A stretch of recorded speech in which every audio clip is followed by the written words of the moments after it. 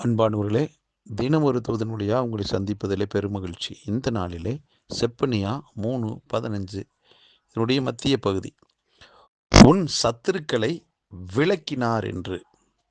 அப்போ ஆண்டவருடைய செயலை இந்த இடத்துல தீர்க்கதரிசி சொல்லுகிறார், உன்னுடைய சத்துருக்களை விலக்கினார் என்று.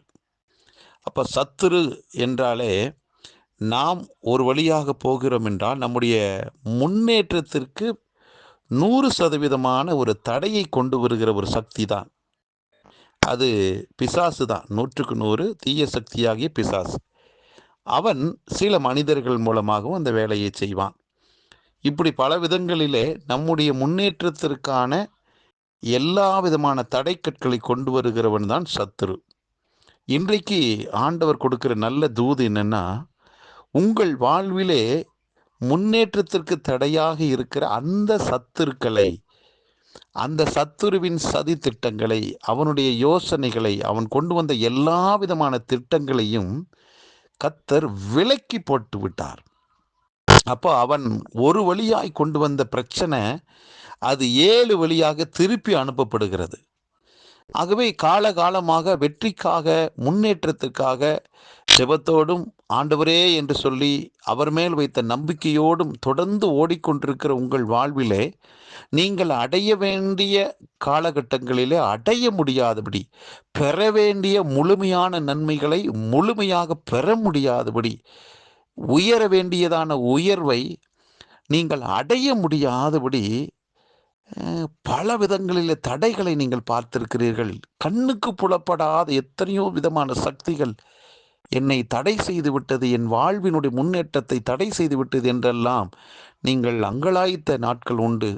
அதை நினைத்து சோர்ந்து போன நாட்கள் உண்டு. இன்றைக்கு கர்த்தர் உங்களுக்கு உள்ள ஒரு மகிழ்ச்சியை கொடுக்க, ஒரு சந்தோஷத்தை கொடுக்கிற ஒரு நல்ல செய்தியை கொடுக்கிறார்.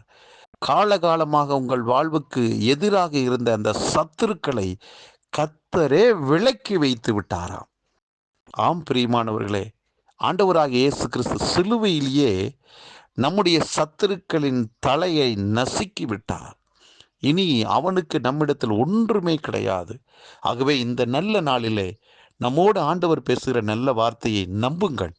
இந்த வார்த்தையின்படி இன்றோடு என் வாழ்வில் இருந்த அந்த தடை கற்கள் மாறிவிட்டது, விலக்கிவிட்டது.